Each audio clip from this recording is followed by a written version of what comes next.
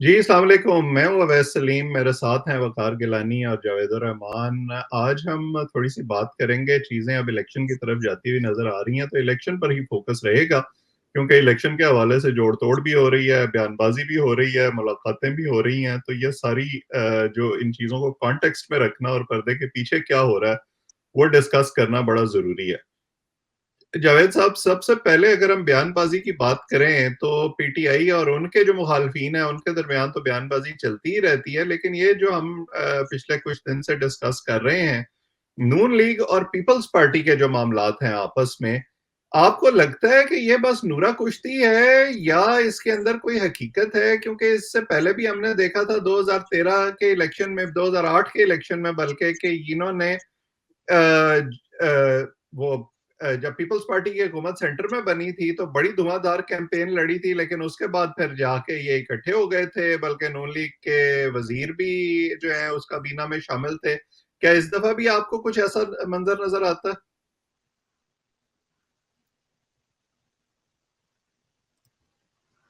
अवैध साहब, बहुत शुक्रिया आपका। ये 100% नूरा कुश्ती है, लफ्जी जंग। ये इन्होंने असल में इनके पास हम सहूलत से ये बात कर सकते हैं कि बेचने के लिए कोई और सौदा है नहीं। हम्म। एक दूसरे से ये बात की जा रही है कि हल बताएं, हल दोनों के पास नहीं है। डार साहब पिछले दिनों एक बात कर बैठे कि ये 10 से 15 साल लगेंगे इस मुल्क को ठीक करने के। मतलब कि हम्म। उन्होंने भी 1-2 साल की बात नहीं की, 10 से 15 साल की बात। ये बिलावल जिसको कहते भी ये हैं कि मंसूबा मेरा बना के मुकाबला दिया जो है जाता है 10-15 साल वाला ही महंगाई दिया से जाता है। है। बात जारी हाँ रखें आप। हाँ, ये देखिए जी, बिलावल कहते हैं कि मेरा मुकाबला जो है महंगाई से है। हम्म। ये पिछले 16 माह हमने देखा जो किस तरीके से उन्होंने रिकॉर्ड तोड़े हैं अपने मुख्तलिफ ममालिक के दौरे करके। और हुकूमत का हिस्सा वो खुद लोग थे। अब ये इन्होंने करना यही है, इलेक्शन तक आपके फरवरी 8 तक इन्होंने खूब गोलाबारी रखनी है। अच्छा, इसमें जो सबसे बड़ी बात है वो ये है कि पीटीआई का जिक्र ही नहीं है। पीटीआई भी हम्म। सोचती होगी कि होंठों पे कभी उनके मेरा नाम भी आए, वो उनको जिक्र करना भी वो नहीं समझ रहे कि वो इस रेस में भी नहीं। पहले यानी तो आप इन्होंने कह रहे हैं बात कि बहुत की कि लेवल आप कह प्लेइंग रहे हैं फील्ड कि की। अब उन्हें तनकीदी महसूस तरीके हो से भी गया। नहीं कर रहे, यानी तनकीद भी नहीं की जा रही। हाँ जी, वो अब उन्हें पता है कि मुकाबला जो होना है वो हमारा होना है, पीपल्स पार्टी का और पीएमएलएन का मेल। हम्म। और आखिर पे हम ये कह सकते हैं, इसका अगर इस बात को इस तरह से कंक्लूड कर लें, पीएमएलएन ने इनसे बहरहाल ज्यादा सीटें ले जानी। और हम्म। जमीयत उलमा इस्लाम का आपको पता है कि वो नून लीग को ज्यादा प्रेफर करेंगी, क्योंकि हुकूमत में आने के चांसेस इनके ज्यादा है। पीपल्स पार्टी क्यों पीछे ठहरेगी? उसने भी आके इनके साथ मिल जाना है, और आप देखेंगे एक छोटी सी अपोजिशन होगी और एक बहुत बड़ा साइज की हुकूमत यहाँ। तकरीबन पिछली जो 16 महीने गुजरे हैं उसी किस्म का हिसाब किताब। तो गिलानी साहब, ये जो जावेद साहब कह रहे हैं कि इस सारी गुफ्तगू से जो पीटीआई है वो गैर हाजिर है, तो पीटीआई ये जो सफीरों से मुलाकातें हो रही हैं, नवाज शरीफ साहब की भी, जरदारी साहब की भी, मरियम बीबी की भी, उन मुलाकातों में कहीं पीटीआई है? और ये मुलाकातें हो क्यों रही हैं? क्या अश्योरेंसेस दी जा रही हैं? बड़ा ऐसे लगता है कि मतलब जब अगर आप उसको पीटीआई की नजर से देखें और वो इस तरह की मुलाकातें देखते हैं, क्योंकि वहां से भी पीटीआई गायब है, किसी पीटीआई के लीडर से तो मुलाकात नहीं हो रही, तो फिर तो जो कॉन्स्पिरेसी थ्योरी उन्होंने रेजीम चेंज से चलाई हुई है वो तो तकवीत पकड़ती नजर आती है। हाँ नहीं, मेरा ख्याल है तकवीत जो भी पकड़े वो तो अलग बात है। पीटीआई खुद आप देखें, पीटीआई में किससे वो बात करें, पहली बात तो ये है। हम्म। पीटीआई तो खुद मंजर आम पे नहीं बल्कि सारी की सारी लाइन हाजिर है। तो इसलिए वहां पे तो जाके परवेज इलाही साहब ने एक लतीफा छोड़ा अभी कि जनाब अली वहां पे आईएमएफ की और अमेरिकन और यूरोपियन लोग जाके खान साहब से भी मिलते हैं और वहां से वो वादे वहीद लेते हैं या वो पल्स चेक करते होंगे। तो जाहिर है एक सियासी फिलर उन्होंने छोड़ा, एक सियासतदान है मंजे हुए, उसके अलावा तो नहीं लगता, और तरदीद भी आई है उसकी हकीकत होगी। तो पीटीआई से तो मिलने की गुंजाइश अभी सीन पे है नहीं। हम्म, जो बाकी मुलाकातों की बात है, देखें बरतानिया हो या अमेरिका हो, यही, और इससे ज्यादा मेरा ख्याल है कि तीसरा एक प्लेयर होता है पाकिस्तान में, हम देखते हैं वो यूरोपियन यूनियन के जो यहाँ पे नुमाइंदा होते हैं। तो ये तीन, इनकी चूंकि जमहूरियत के हवाले से देखें, इनके कंसर्न्स होते हैं, और इनकी कुछ होती हैं, चार्टर्स होते हैं इनके, कि इन मुल्कों को जिनको ये सपोर्ट करते हैं कि आगे लीग जमहूरियत के हवाले से बढ़ाएं। तो उसी हवाले से, इलेक्शन के हवाले से, डोनाल्ड ब्लूम जो है, जो बरता अमरीकी सफीर है पाकिस्तान में, वो पहले इलेक्शन कमीशन से भी, आपको याद हो कि पहली पहली मुलाकात उन्होंने की थी। फिर बरतानवी जो नई हाई कमिश्नर आई उन्होंने भी की थी। तो ज्यादातर ये मुलाकातें जो बेसिकली किसी, मेरा नहीं ख्याल कि हुकूमत का ढांचा बनाने के लिए है। वैसे जब ये इमरान खान साहब हुकूमत से निकले थे तो ये सफीर इमरान खान साहब को भी मिलते रहे हैं, बनी गाला में भी हाँ जी, और जमान पार्क में भी। बल्कि आखिर में तो ये गिला भी रहा है ना शाह महमूद कुरैशी साहब पे और फवाद चौधरी साहब पे, यही तो था कि जनाब आप एम्बेसियों और मिशन में जाके पता नहीं क्या क्या ब्रीफ कर रहे हैं। तो गुजारिश का मकसद ये है कि जमहूरियत के हवाले से इनके कंसर्न होते हैं। ये कोई यहाँ पे अलायंस नहीं बना रहे, लेकिन जो की प्लेयर्स समझे जाते हैं उनसे मिलके थोड़ा सा वो देखते हैं, उनका माहौल, उनकी सोच, और वो पल्स लेते हैं कि एक्चुअली क्या होने जा रहा है। इसी हम्म, सिलसिले में आज मेरे ख्याल है नवाज शरीफ साहब से भी मुलाकात हुई है उनकी, और जहांगीर तरीन से भी हुई है अमरीकी सफीर की, और यूसुफ रजा गिलानी साहब से हुई है मुल्तान में। हम्म, तो ये किसी अलायंस का या उसका तो पेश ख्यामा नहीं है, लेकिन जाहिर है जो एक्टिव प्लेयर्स हैं उनसे वो मिलेंगे, कोशिश करेंगे कि वो शायद कोई बात भी कर रहे हो कि क्या सारी पार्टियों को आना चाहिए, इनका क्या व्यू है, पल्स देखना चाह रहे हैं कि वो सोसाइटी की पोलिटिकल पार्टीज की क्या है। तो हम्म। उसी हवाले से मतलब वो आगे सब है करेंगे। कि डोनाल्ड ब्लूम अब अगली मीटिंग जो है वो जेल में जाके खान साहब से करे, हाँ, जेल फिर एक बैलेंस सिचुएशन क्रिएट ना सिर्फ खुद मुलाकात करें जाके, बल्कि डोनाल्ड लू को साथ लेके जाएं और हाथ जुड़वा के माफी मंगवाएं। हाँ, किसकी? हाँ, फिर एक किसकी माफी बर्बरी मंगवाना कॉलेज चाह रहे हैं की आप सही वैसे? सूरत हाल साहब। दूसरी बात ये जो अर्ज कर रहे थे, सॉरी, फरमा रहे थे जावेद साहब, ये जो पॉलिटिकल यस, अलायंसेस की बात है, देखिए ये नूरा कुश्ती तो है ही। पहले तो जावेद साहब, आपको याद होगा, ये हमारे जो जावेद साहब ये 2/3 मेजोरिटी देने की बात कर रहे थे पीएमएलएन को।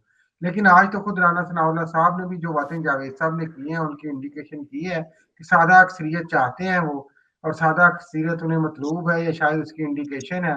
तो वो अल्टीमेटली शायद पीपल्स पार्टी उन्हें शायद ज्वाइन कर ले फेडरेशन में, सिंध में पीपल्स पार्टी रहे। लेकिन जिस तरह ये कह रहे हैं कि अल्टीमेटली ऐसा ही होगा, जो नजर आ रहा है अभी तक, कि वही पीडीएम और पीटीआई जो पहले तो बिल्कुल एलिमिनेट थी, अब छोटी सी अपोजिशन के तौर पे शायद वो वहां पे आ जाए, और शायद पीपल्स पार्टी उनका साथ मरकज में दे दे, बाकी जगहों पे ना दे। हम्म। अब अगर हम बस अब क्योंकि सहूलत से कह सकते हैं अवैध साहब हम्म, कि आपकी खबर दुरुस्त होती हुई साबित नजर आ रही है। जिस तरह से आपने कहा था कि छोटे छोटे से ग्रुप्स बनेंगे और बिल्कुल नून लीग को 2/3 मेजोरिटी नहीं मैं मिलेगी। कायम हूं उस पे। उसमें आप इग्नोर ना करें जहांगीर तरीन के ग्रुप को, और वो लेफ्ट फील्ड चॉइस भी हैं कि अगर आपस में कोई तस्फिया ना हुआ, या जो अभी आगे आगे हैं उन्होंने जरा अड़ी की, खासतौर पर मियां साहब ने, तो फिर तरीन साहब को भी आगे लाया जा सकता है। लेकिन अगर हम बात कर रहे हैं पीटीआई की, तो पीटीआई के अंदर अब एक बहस शुरू हो गई है, खासतौर पर उनके हामियों में, कि जी इंतखाबात में हमें जाना चाहिए या नहीं जाना चाहिए, और अगर हम जाएं तो क्या हम इमरान खान के बगैर इलेक्शन लड़ सकते हैं या नहीं लड़ सकते। अगरचे उनकी जो हमशीरा या उनके वकील जो उनसे मिल के आते हैं, उन्होंने तो बड़ी वाज़ेह इंडिकेशन दी है कि खान साहब इंतखाबात में जाना चाहते हैं। तो मुझे तो फिर इस डिबेट की समझ नहीं आती। लेकिन इन इंतखाबात से पीटीआई को हासिल क्या होगा, इस पे मेरा ख्याल है जरूर बहस हो सकती है। अवैध साहब, जो मेरी बात हुई है इनके वकला से जो खान साहब से जो मिल रही हैं, हम्म, वो ये कहती हैं कि इलेक्शन में हमने ज़रूर जाना है, और खान साहब अभी इस चीज़ के ऊपर बिल्कुल डिटर्मिन्ड है कि इलेक्शन से पीछे नहीं हटना। एक दफ़ा हमने गलती की थी हम्म, इलेक्शन का बायकआउट करके, अब इसका बायकआउट नहीं करना। अगर छोटी सी भी अपोजिशन हुई या बहुत कम भी सीटें मिली, हमारी मौजूदगी इसके सिस्टम के अंदर होना बहुत ज़रूरी है। अब उनको समझ आ गई है कि ये पार्लियामेंट की अहमियत क्या होती है, पार्लियामेंट होती क्या है। जिस तरह से उन्होंने ये छोड़ी है ना असम्बलियाँ केपीके की, और पंजाब की, और बाद में सर पकड़ के बैठ गए कि जो मकसद था वो तो हल हो नहीं सका। कि पहले तो कहते थे ना कि 70% पाकिस्तान जब खाली हो जाएगा कॉन्स्टिट्यूंसी वाइज, तो फिर क्या हुकूमत रहेगी। लेकिन जब देखा गया ना कि सामने वो चीजें जिस तरह से प्लान था वो प्लान पूरा नहीं हो सका, अब उन्हें समझ आई है कि पार्लियामेंट की अहमियत क्या होती है, और पार्लियामेंट के अंदर रहते हुए जंग होती है, बाहर से जंग नहीं की जा सकती। इसी चीज को जहन में रखते हुए उन्होंने कहा कि चाहे जो कुछ हो, चाहे जितनी सीटें मिलें, लेकिन इलेक्शन में लड़ना जरूर। अभी तक का ये प्लान। बात सही है। और गिलानी साहब देखें ना, एमक्यूएम थी या जमात इस्लामी, एक जमाने में जब उनको सीटें मिलती थी, थोड़ी सी सीटों के साथ वो वक्त डाली रखते थे असेंबली के अंदर। दूसरी बात यह है कि आपने अपने वोटर को भी गैल्वेनाइज करके रखना होता है, उसको भी कोई उम्मीद दिलानी होती है कि नहीं, हम मौजूद हैं, हम दोबारा आएंगे, हमारी स्ट्रेंथ दोबारा बढ़ेगी। हमने इससे पहले पीपल्स पार्टी और नून लीग पर भी ये वक्त देखा है कि थोड़ी थोड़ी सीटों के साथ वो असेंबली में मौजूद रहे और उसको उन्होंने इस्तेमाल किया दोबारा अपनी जगह बनाने के लिए। तो क्या ख्याल है आपका? मैं तो हामी हूं कि इनको इंतखाबात में जाना चाहिए और जैसे भी हालात हो अपनी प्रेजेंस शो करनी चाहिए। मेरे ख्याल ये दोनों बातें आप और जावेद साहब कर रहे हैं, गैल्वेनाइज करने के हवाले से भी वोटर को, और ये कि उसमें वो प्रेजेंस हो। इन सबसे ज्यादा मेरा ख्याल है अहम चीज ये है अवैध साहब, कि कोई भी सियासी जमात हो, वो जिस तरह की भी हो, उसका सियासत में रहना और जमहूरी मंजर में रहना कितना जरूरी है। वो चाहे जैसी भी वो लूली लंगड़े तरीके से आए, उनको चाहे माइनस कर दिया जाए, उनको धांधली से आउट कर दिया जाए, जो उनका एक इल्जाम नजर आ रहा है, या लोग उनको वोट ना दें, या वो उनको वैसे ही नाअहल कर दिया जाए, लेकिन फिर भी उनको सियासत में तो रहना चाहिए। और वो उनको 2 सीटें हो, 4 सीटें हो, अगर पहले आपकी पॉलिटिकल कैलकुलेशंस देखें होती हैं, और उसमें जाहिर है पुरानी जो उनकी एक किचन कैबिनेट थी इमरान खान साहब की, उसमें बड़ा नाम आया, वो सारे वाइप आउट भी हुए अब सियासत से 9 मई के तनाजुर में, कि उन सारों का ख्याल यही था कि शायद 70% 60% कौमी असम्बली और सूबाई असम्बलियाँ खाली हो जाएंगी तो लामहला इलेक्शन करवाने पड़ेंगे। लेकिन जाहिर है उन्हें उस तरफ का तो प्लान नहीं पता था कि उधर कितना गुस्सा है, कितना प्लान है, क्या मनसूबा बंदी है। तो पॉलिटिकल कैलकुलेशंस देखें हो जाती हैं और गलत भी हो जाती हैं। तो उसके इन तमाम के बावजूद इस मैं समझता हूँ कि एक सियासी जमात के तौर पे कोई भी सियासी जमात हो, उसको इंतखाबात में आना चाहिए, उसको सियासत में एक्टिव रहना चाहिए और मुस्बत किरदार अदा करना चाहिए। आपको याद होगा जब बेनजीर भुट्टो शहीद हुई, तो उस वक्त भी पीएमएलएन और पीपल्स पार्टी और ये सारे मामलात, और एक दफा जरदारी साहब ने पीएमएलएन को कन्विंस भी किया कि आप आगे और इलेक्शन करवाएं। तो किसी भी सियासी जमात को मेरा ख्याल है इनसे नहीं पीछे हटना चाहिए। और अगर ऐसी सोच पीटीआई में मौजूद है तो मेरा ख्याल है कि अच्छी सोच है। वो चाहे उम्मीदवार मिले ना मिले, बैकआउट कर जाएं, वो पस मंजर क्या बनता है या सिचुएशन क्या बनती है, वो तो बात की बात है। लेकिन इनको आगे आके तो अपनी प्रेजेंस शो करते रहना चाहिए, चाहे 4 सीटें हो, 8 सीटें हो। और यही जमहूरियत है, और यही इनसे गलती उस वक्त भी हुई थी कि उनको उस वक्त भी अपोजिशन लीडर के तौर पे फौरी तौर पे बहुत सारे लोगों का ख्याल है इमरान खान साहब को अदम एतमाद के बाद पार्लियामेंट में आ जाना चाहिए था, बिल्कुल। और स्पीच करनी चाहिए थी, एक्टिव रोल प्ले करना चाहिए था। और उनके पास 2 हुकूमतें थी बहुत बड़ी, 2 ही बड़े सूबे पंजाब और केपी के जो हैं जी, वो उनमें उनकी मजबूत हुकूमत थी, और वहां पे वो अपना रोल प्ले कर सकते थे। और यही जो आज कह रहे हैं महंगाई हो गई, वो वहां पे सूबाई हुकूमत में बैठ के भी कह सकते थे। बिल्कुल, ये हुकूमतें गंवा के इन्होंने एक तरह से अपने हाथ कटवा दिए थे। और बहुत सी जो मुश्किलात पीटीआई के लिए अब हैं वो उसके बाद शुरू हुई जब इन्होंने वो हुकूमतें छोड़ दी। जाते जाते जरा मैं थोड़ी सी आप दोनों से मुख्तसरन बात करना चाहता हूँ आर्मी चीफ साहब के बारे में। ये जो उलमा और मशाइख से मुलाकात करते फिर रहे हैं, इसकी वजह क्यों पेश आई? बाकी तो इलेक्शन का डिजाइन, उसके पसे पर्दा मुहर्रिकात, वो सब तो हमें पता ही है। क्या कोई मतलूबा नताइज के लिए दम दरूद की भी जरूरत है आपके ख्याल में? देखिए दम दरूद तो आप साहब, वो खुद आप साहब है, वो बड़ा अच्छा दम दरूद कर रहे हैं और कर सकते हैं, मजीद भी कर सकते हैं वो। तो दम दरूद की तो मेरा ख्याल है उन्हें जरूरत नहीं है। वो दम दरूद के लिहाज से, हर लिहाज से वो मजबूत हैं। लेकिन इसका एक पस मंजर ये भी बयान किया जाता है जो अफगानिस्तान के तनाजुर में सूरत हाल है, और उसमें जो महाजरीन के हवाले से सूरत हाल है, और तालिबान के हवाले से जो सूरत हाल है। क्योंकि उस सलामिया में जो खास तौर पे बात की गई देखें, और ये बड़ी अच्छी बात है अगर रियासत की तरफ से बार बार ये बात हो रही है वैसा कि मजहबी दहशतगर्दी मजहबी इंतहा पसंदी की कोई गुंजाइश नहीं। तो ये तो अच्छी बात है, इसको बार-बार हमें कहता रहना चाहिए। 16 दिसंबर भी आ रहा है, एपीएस के शहदा का दिन आ रहा है, तो लेकिन इसका हमें इम्प्लीमेंटेशन भी साथ-साथ नज़र आती रहनी चाहिए। और इसी हवाले से मेरा ख्याल है एतमाद में लेना था, और साथ में जो आपने फरमाया कि पॉलिटिकल एजेंडा सेटिंग, वो भी हमें इसमें नज़र आती है। जो प्रेस स्टेटमेंट आई है, उसमें आप देखें कि उसमें साथ-साथ उन्होंने बिजली चोरी के इक़दामात को भी सराहा है, ज़ख़ीरा अंदोज़ी के हवाले से भी इक़दामात को सराहा है, अफ़गान पॉलिसी के हवाले से भी बात की है, और वो मेरा ख़्याल है कि पस मंज़र में उन्होंने ये भी कहा है कि जो कुछ आप कर रहे हैं, वो ठीक कर रहे हैं, और जिसको भी आप लताड़ रहे हैं, ठीक लताड़ रहे हैं। तो उस हवाले से ये एक मीनिंगफुल मीटिंग बनाई जाने की एक कोशिश है कि वो सारे जो पॉलिटिकल बैकग्राउंड है, हमारा जियोपॉलिटिकल बैकग्राउंड है, उसके हवाले से भी उनको एतमाद में लेके तो तालिबान के हवाले से एक मैसेज पहुँचे और मुआशरे के हवाले से एक मैसेज पहुँचे। अच्छी बात है, लेकिन मैं समझता हूँ कि इस पे अमल मुआशरे में उस तरह से नहीं हो रहा, बदकिस्मती से।